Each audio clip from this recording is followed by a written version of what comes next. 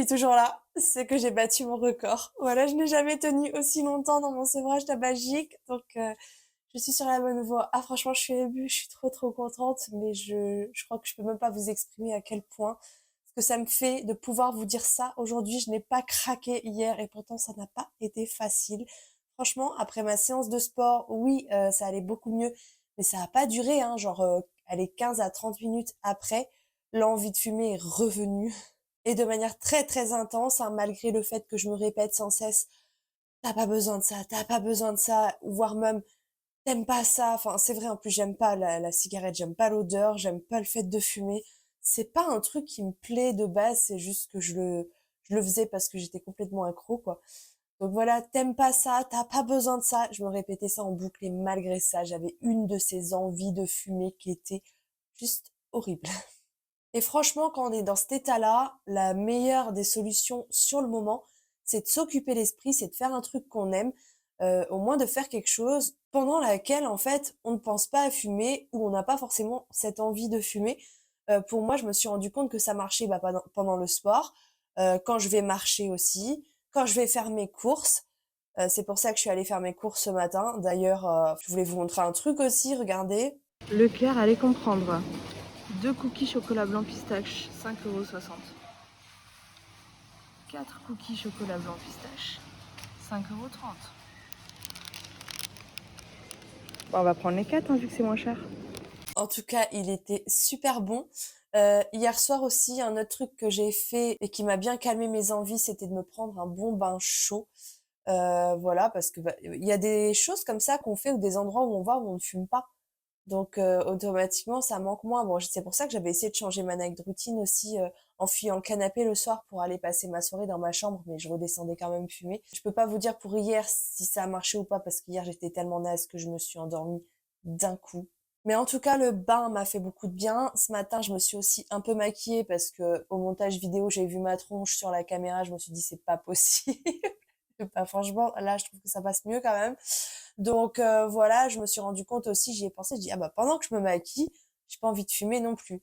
Et là, franchement, depuis que je me suis réveillée, bah, je viens de revenir de chez Leclerc et de manger mon cookie qui était délicieux. Depuis que je me suis réveillée, j'ai pas envie de fumer. À part dans la voiture, j'ai eu une petite envie quand même. Et quand c'est comme ça, bah, ce que je fais, c'est que de une, je bois de l'eau, de deux, je prends un chewing-gum et ça me calme bien quand même. Voilà.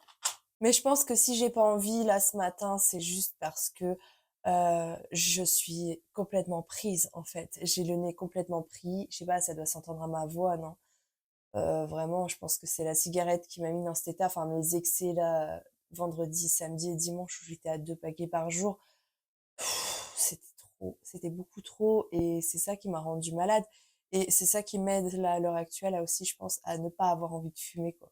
Mais de toute façon, je tiens quand même à préciser que de manière générale, et même si j'ai toujours été une grande fumeuse, à fumer un paquet et demi par jour, je n'ai jamais été forcément très fumeuse le matin. C'est un moment de la journée pendant lequel je m'en passe très bien. Je peux être capable de tenir toute la matinée sans souci. Il y a eu une longue période où je fumais dès le réveil, mais c'est une période de la journée où j'ai aucun mal à me passer de la clope, alors que le reste de la journée, l'après-midi, le soir, c'est quand même terrible, quoi. Bref, donc là, j'ai une bonne crève, enfin une crève, une réaction surtout à mes excès de clope, hein, voilà, hein, soyons honnêtes. Donc j'ai pas envie de fumer là. Et pourvu que ça dure, parce que hier, c'était vraiment pas facile du tout. Du coup, on va faire un petit point sur l'application, voir ce que j'ai gagné depuis, parce que j'ai jamais tenu aussi longtemps. Donc allez, hop, c'est parti. Bon, alors déjà les boutons, franchement quoi, j'en ai un là. Et encore là, j'ai mis du fond de teint ce matin, hein, donc j'ai pas l'impression que mes boutons commencent à partir, mais voilà. Après, faut laisser un peu plus de temps, je pense quand même. Par contre, le risque d'infarctus du myocarde qui commence à diminuer, ça c'est vraiment cool. Je suis quitter depuis un jour, ok. Il y a un risque de constipation pour commencer, ok, au moins je suis avertie. Et on accumule des victoires pour l'écologie. Très bien, très bien, très bien. Je suis super contente. Bon, à part hier où c'était une journée quand même très particulière, j'étais vraiment éclatée, j'étais naze de chez naze, plus les effets du sevrage, voilà, c'était particulier, mais aujourd'hui je reprends ma vie bah, de manière complètement normale en fait, hein. Je suis dans mon bureau, j'ai du travail, j'avance, je suis armée. Quand je sentirai que vraiment ça commencera à être difficile, j'irai faire ma séance de sport parce que de base, Je le fais le matin, mais bah là, je garde mes séances justement pour m'aider dans mon sevrage parce que je sais que je ferai ma séance dans la journée. Donc j'attends que ce soit dur de tenir sans fumer pour aller faire mon sport. Mais pour l'instant, franchement, ça va. Donc on est parti pour une journée comme les autres. Je suis rentrée dans le garage de mon chéri. Ah, qu'est-ce que ça sent la clope.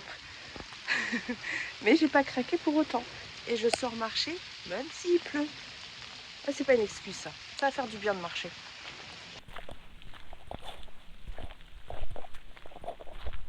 Bah voilà, maintenant que je me pose, j'ai beau prendre un chewing-gum. Non, j'ai trop envie de fumer, c'est terrible.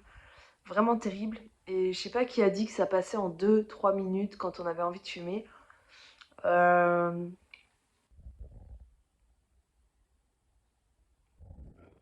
mhm. Non, franchement, c'est non-stop quoi. Non-stop. En plus, j'arrête pas de bouffer. En tout cas, je me suis régalée.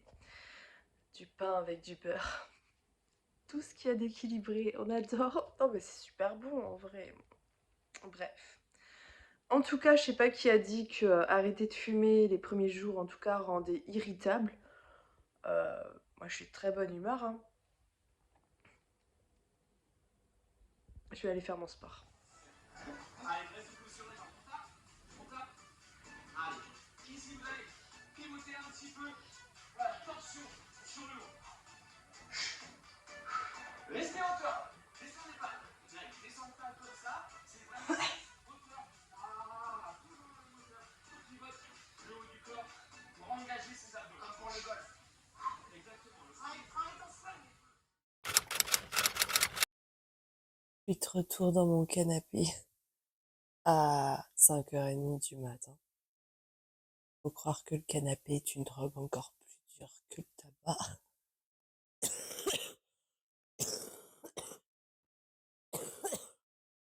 Ah vraiment, j'arrête pas de tousser depuis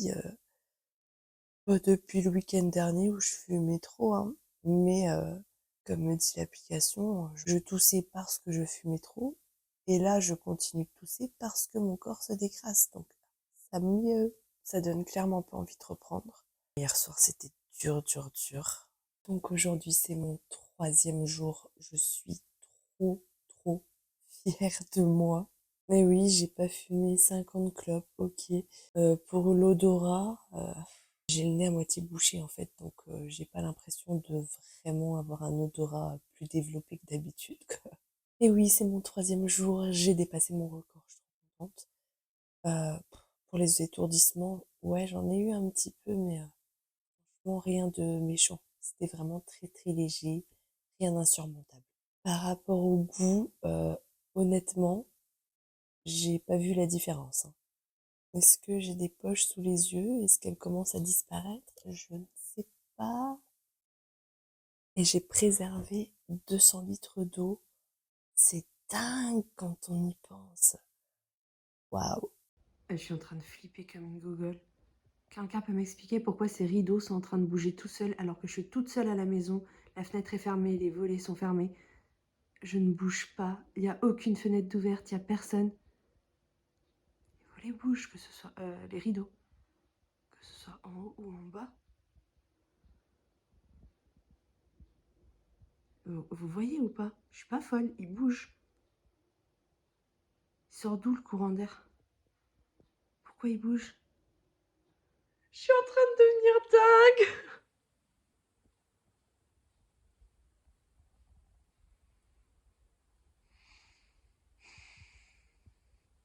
Non mais cette tête. J'ai vu le soleil, j'ai mis direct mes baskets et je suis sortie marcher. Franchement, ça fait trop du bien de sentir l'air frais, frais, très frais pour le coup. Il fait très très frais, mais ça fait grave du bien avec le soleil en plus là.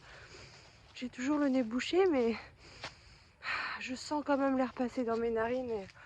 oh, qu'est-ce que c'est agréable, vraiment. Si vous essayez d'arrêter de fumer, sortez marcher, c'est puissant. En plus, c'est magnifique. Non mais vraiment, le combo paysage, air et soleil, c'est encore mieux qu'un médicament. Waouh.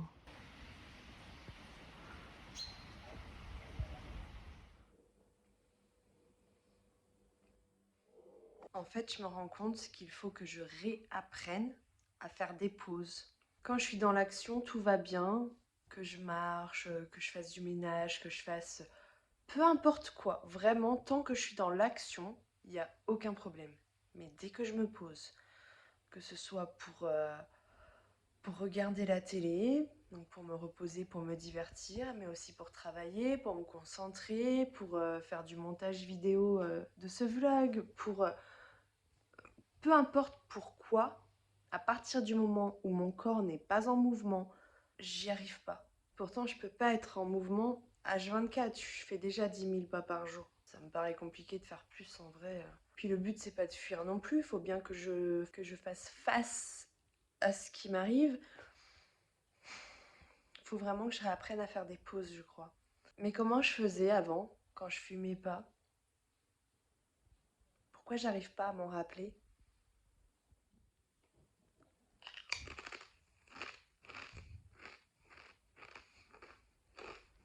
Vu que dans les phases d'action tout va bien, je suis partie courir, profiter de ce beau soleil qu'on a aujourd'hui.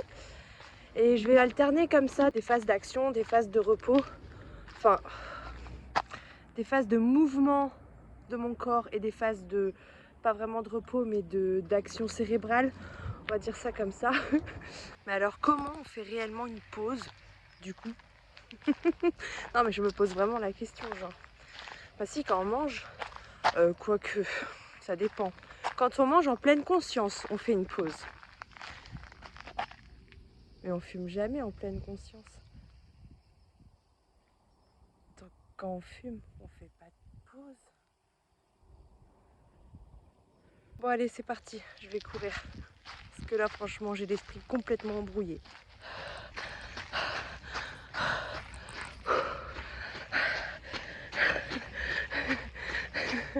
J'ai fait mieux que la semaine dernière.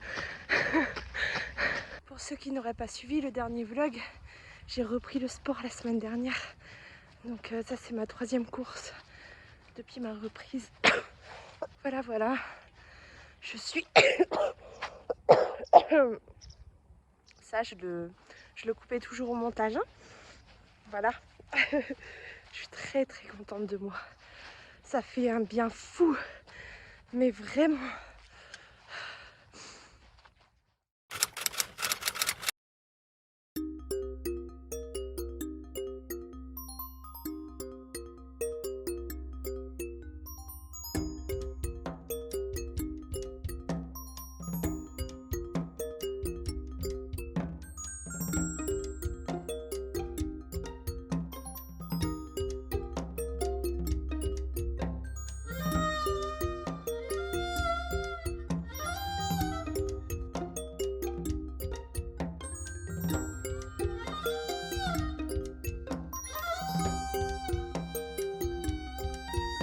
Tout est vraiment dans la tête. Hein. J'ai encore oublié mon micro. J'ai pas oublié mon micro, je sais où. Ok, bon, bonne nouvelle. Je n'ai plus du tout de nicotine dans le sang. Wouhou! Sauf que c'est maintenant que c'est censé être le plus dur. Ouais. Je me sens bête en vrai. Terriblement bête. Bah ouais, forcément si je me dis ah ça me manque, ah c'est dur, c'est là que ça va devenir dur parce que du coup je vais penser à ce que ça me faisait quand j'avais envie de fumer, que du coup je fumais une clope, je me mets en situation. Donc j'invite mon cerveau à fumer. C'est moi qui m'inflige ça. Si je me dis que en vrai c'est pas si terrible, bah je me sens bien. Et en vrai c'est pas si terrible. Les effets vraiment du manque de la substance en elle-même. Ah, c'est difficile de ne pas être subjectif. Franchement, je pense que c'est plutôt la dépendance psychologique qui parle. Parce que physiquement, à part quelques légers, mais vraiment très très légers petits vertiges, mais vraiment rien du tout, hein. Mais à part ça, j'ai rien eu. J'ai même pas été énervée, genre je m'attendais trop à être sur les nerfs, à être à fleur de peau et tout. Non, franchement, je trouve que j'ai quand même été plutôt calme. Ouais, depuis lundi, je suis plutôt zen en vrai. J'ai pas eu de gros coups de stress. Ça va quoi. Ah, un truc par contre, je tousse, beaucoup, mais vraiment, j'arrête pas de tousser. En même temps, quand je fumais, je toussais aussi, c'est juste que je tousse plus qu'avant et c'est plutôt bon signe parce que ça veut dire que mon corps essaie d'évacuer. Ça va peut-être pas se faire du jour au lendemain, presque 20 ans de tabagisme à plus d'un paquet par jour. Va quand même falloir du temps pour que ça parte, hein. On va pas se faire d'illusions. Mais à part ça, en vrai, c'est une montagne parce qu'on voit une montagne. Si on voit pas une montagne, c'est pas une montagne. En fait, le pire, c'est juste l'habitude. Mais comme pour tout. Bah, imaginez que pendant 10 ans, 20 ans, vous avez besoin de vous déplacer avec des béquilles. Si du jour au lendemain, on vous dit, bah, vous n'avez plus besoin de béquilles, vous pouvez marcher sans. Bah, c'est une bonne nouvelle, on est content. Mais pour autant, je pense que tellement tu as été habitué à marcher avec tes béquilles que même si tu n'en as pas besoin, tu vas y penser, tu vas avoir le réflexe de le mouvement peut-être de marcher avec, enfin, elles vont te manquer. Dans un sens, je veux dire, tu vas ressentir comme un manque. Manque que tu ne vas pas ressentir du coup quand tu es assise puisque tu n'utilises pas les béquilles. En fait, avec la clope, c'est pareil. Parce que quand je marche, quand je suis en mouvement, quand je suis sous la douche, là, je sors de la douche, bah, forcément, ça me manque pas parce que j'ai jamais fumé sous ma douche, vous voyez. En fait, ça me manque que dans les conditions, dans les circonstances où j'étais habituée à fumer. Et donc, c'est pour ça que moi, j'ai relié ça à la pause parce que dès que j'étais en mouvement et que je m'arrêtais, bah, je fumais une cigarette. Dès que j'étais en pause ou en travail intellectuel, je fumais une cigarette jusqu'à aller même relier carrément la cigarette à la pause. Et je savais que j'avais cette association. Mais hier encore, sur le terrain de sport, j'étais en train de me demander bah, s'il fallait pas que je réapprenne à faire des pauses. Voilà, clairement, j'en ris, hein. J'ai vraiment cru que je devais réapprendre à faire des pauses, que j'avais besoin de clopes pour faire des pauses. En réalité, la cigarette n'a rien à voir avec une pause. Ce n'est pas une pause. Elle s'est juste tapée l'incruste dans ma vie. Elle m'a suivi dans toutes mes pauses et j'ai fini par croire qu'elle était la pause, la bonne blague. Alors oui, évidemment, le manque se fait moins ressentir quand je suis en mouvement ou quand je suis dans mon lit, quand je suis sous la douche, enfin dans toutes les conditions dans lesquelles je ne fumais pas. Ça veut pas dire qu'il faut que je passe mon temps à à faire des activités parce que j'étais vraiment partie dans cette direction-là hier, en mode bah tu bouges toute la journée, tu t'occupes l'esprit et du coup ça va pas te manquer. Mais ouais, mais la réalité va finir par me rattraper. Je vais pas pouvoir être hyper active tous les jours et je suis pas sûre que ce soit une solution non plus, même si quelque part c'est bien quand même de ne plus être sédentaire et de se bouger, mais il y a des limites et il faut pas le faire juste pour ça quoi. Je pense que au contraire, j'ai tout intérêt à me réhabituer à faire des pauses sans la clope. Un peu comme quand on se réhabitue à dormir seul après des années de mariage, par exemple. Je sais pas si ça vous est déjà arrivé, mais souvent on entend les gens dire après, moi j'arrive pas à dormir seul, j'ai besoin de compagnie pour dormir. Mais en vrai, t'as pas besoin de l'autre pour dormir, c'est juste que t'as pris l'habitude au fil des années. La preuve, c'est qu'il y a des gens qui, à l'inverse, dorment mieux tout seul qu'accompagnés. Il y a même des gens qui sont en couple et qui font chambre séparée pour dormir tranquillement tout seul, pour vous dire. Bref, en fait, tout ça pour dire qu'on n'a pas besoin d'un autre humain ou d'un objet pour dormir ou pour faire des pauses ou pour ci ou pour ça. Enfin, on a tendance à s'inventer des besoins, à se créer des besoins là où il n'y en a pas. En fait, on se persuade de certains besoins qui au final ne sont que des habitudes. Et je sais pas ce que vous en pensez, mais là, clairement, j'ai une certaine clarté d'esprit quand même parce que c'est pareil, j'avais peur enfin, j'ai pas prévu un planning chargé cette semaine parce que justement, je flippais de pas avoir mes esprits, je flippais de péter un câble, je flippais de mal dormir, je flippais de plein de choses et j'avais aucune raison d'avoir peur. Ou alors, évidemment, j'ai toujours des réflexes en mode où est le cendrier ou ah tiens là j'ai fini de manger je vais m'en fumer une mais non donc c'est pas automatique hein, je vais pas vous mentir et je me doute bien que ça va pas partir du jour au lendemain mais quand ça arrive bah je bois de l'eau ou je prends un chewing gum après j'essaye quand même de pas non plus prendre trop de chewing gum un deux ou trois par jour ça va mais c'est comme tout faut jamais être dans l'excès non plus mais en tout cas je bois beaucoup plus d'eau grâce à l'arrêt du tabac et puis finalement vous voyez quand ça me manque bah au lieu de me dire oh j'aurais bien fumé une clope eh ben en fait je me dis oh bordel, ça va faire une semaine bientôt quand même quoi, c'est fou, j'ai réussi à arrêter de fumer. Donc à chaque fois que je pense à la cigarette, au lieu de me dire ça me manque, je me dis yes, j'ai réussi à arrêter de fumer. Du coup, ça renforce le truc quoi. Bref, là je pense qu'on est sur une bonne rupture, hein. Voilà, cigarette, je te quitte. En plus, elle pue.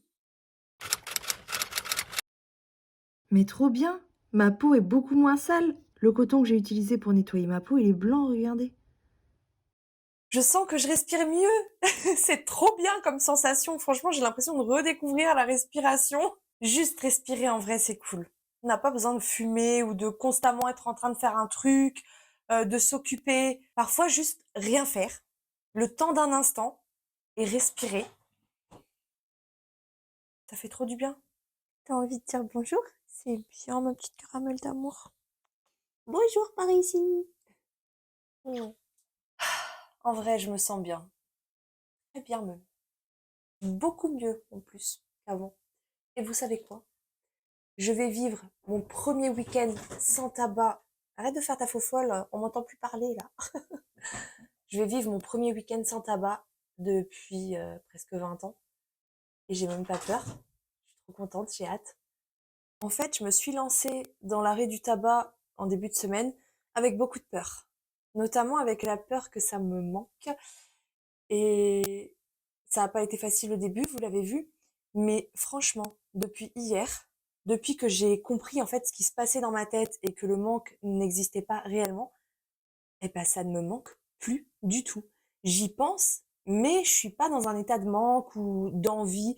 Genre le premier jour, je me souviens comment j'étais là en mode oh, j'ai trop envie de fumer, j'ai trop envie de fumer. Ça, j'ai plus du tout.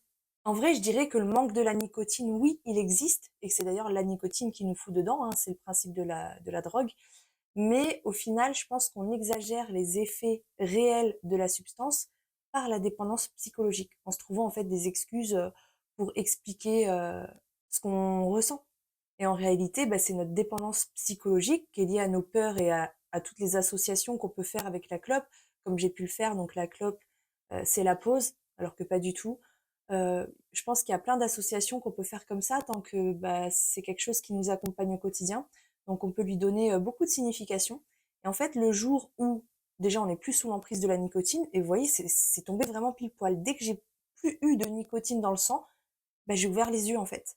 Et j'ai capté que non, tout se passait dans ma tête, que mes peurs n'étaient pas réelles, que j'avais beaucoup d'illusions, malgré le fait que j'avais conscientisé déjà pas mal de choses. En réalité, j'avais très peur du manque. Sinon, j'aurais pas attendu lundi pour arrêter. Je veux dire, j'aurais arrêté tout de suite ma clope.